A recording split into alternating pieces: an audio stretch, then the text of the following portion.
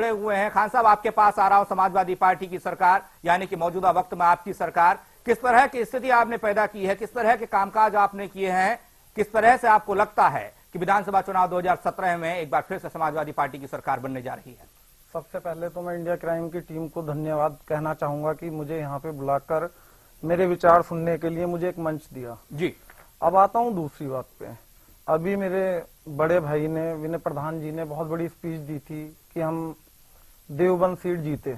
जी हाँ जीते, उसमें कोई दो राय नहीं है, ये देवबंद सीट जीते। जी। ये हमेशा कोशिश करते हैं उत्तर प्रदेश में अपने आप को साबित करने की। जब भी चुनाव आता है इनके बड़े बड़े वादे होते हैं, बड़ी बड़ी बातें होती हैं, हम ये जीते, हम वो जीते, लेकिन जब चुनाव होता है उसके बाद में रिजल्ट सारी जनता के सामने होता है जी। और आपको भी मालूम है, मुझे भी मालूम है जी। अब फिर चुनाव आ रहा है 2017 का, तो फिर ये बड़ी बड़ी बातें कर रहे हैं कि हम ये करेंगे वो करेंगे। नहीं खान साहब, क्या आपकी पार्टी ने, क्या आपने बड़े बड़े काम किए हैं जिन कामों के बल पर आप लोगों के पास जाएंगे वोट मांगने के लिए? मेरे पास कई ऐसी चीजें भी हैं, उनका जिक्र भी मैं करूंगा, जहां पर समाजवादी पार्टी पर हमेशा प्रश्न चिन्ह लगता रहा है। 4 साल का कार्यकाल सरकार का बीत चुका है। हमने तो वादे नहीं किए, हम तो उल्टा पूछ रहे हैं प्रधान कि देवबंद साहब में जीते हुए थे, मुजफ्फरनगर जीते हुए थे, हार क्यों गए? नहीं सर, हम आपकी सिटिंग सीट क्यों निकल गई आपके हाथ से? आप काम कर रहे हैं तो रिजल्ट देना चाहिए था। हमने तो कोई वादा भी किया ही नहीं भैया, ना कोई मैनिफेस्टो। आपका सर, आज तक कोई सरकार बदली नहीं, साहब मौका ही नहीं मिला। चलिए खान साहब, अपनी बात कभी कोई सीट बदली नहीं, कोई सरकार नहीं बदलती, एक सीट पे एक प्रदेश में एक ही सरकार रहती नहीं है। खान साहब, आपने कौन सा ऐसा काम कर दिया कि जनता आपको 2017 में वोट देगी? क्यों नहीं सत्ता परिवर्तन होगा 2012 की तरह? बसपा से समाजवादी पार्टी को समर्थन किया था जनता ने, क्या इस बार कुछ और नहीं कर सकती प्रदेश की जनता? आपने ऐसा क्या खास कर दिया है? सर मैं आपको बता रहा हूँ, उसी पे आ रहा हूँ। सर हमने प्रदेश में एक काम नहीं, अनेकों काम किए हैं जी। छात्रों के लिए लैपटॉप का इंतजाम हमारी सरकार ने किया जी। मजदूरों के लिए भी क्या है सब जानते हैं, सब जानते हैं। सर कन्या विद्याधन सपा सरकार ने चालू किया जी। बेरोजगार भत्ता सपा सरकार ने दिया और साइकिल वितरण सपा सरकार ने किया। अभी बुंदेलखंड गए खान साहब आप? जी गया।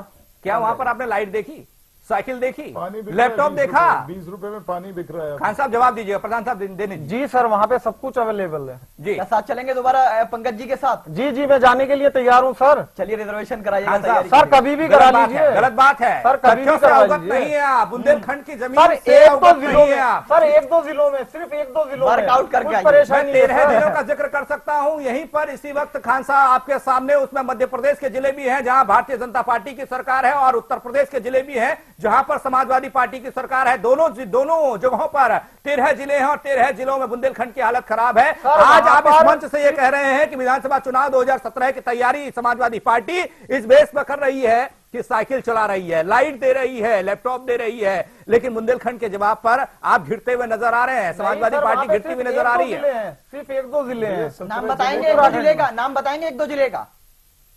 जब आपको मालूम है तो नाम बताइए कौन से जिले हैं। मैं गिना देता हूँ। नहीं साहब, ये गिनाएंगे, ये इनको मालूम है, हिस्ट्री मालूम है इनको, बताइए। खान जवाब साहब दीजिए खान साहब। चित्रकूट, बांदा, ललितपुर, झांसी, हमीरपुर। हालत ऐसी है, पानी 20 रुपए लीटर बिक रहा है। पानी 20 रुपए लीटर बिक रहा है, जो पिछली बार अपनी रिपोर्ट में दिखाया भी गया था।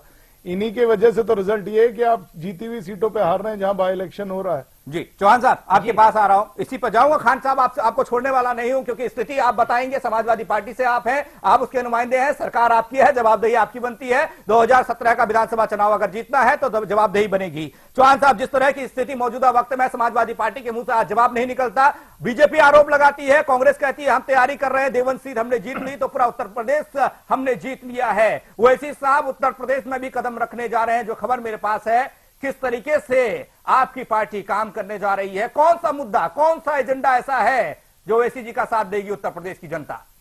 मजलिस इत्तेहादुल मुस्लिमीन जो एहतसाल दलित एंड माइनॉरिटीज का पूरे उत्तर प्रदेश में हो रहा है, और उत्तर प्रदेश की मौजूदा सरकार के दौर में व्यवस्था, जो कानून व्यवस्था है वो पूरी तरह से टूट चुकी है। यहाँ फसादात आम बात है। जितने देश की आजादी के बाद से लेकर आज तक किसी हुकूमत में फिरकावाना फसाद नहीं हुए, इस हुकूमत में जो मुसलमानों की रहनुमा बनते हैं, मुसलमानों के लीडर बनते हैं, इस सरकार में इतने फिरकावाना फसाद हुए।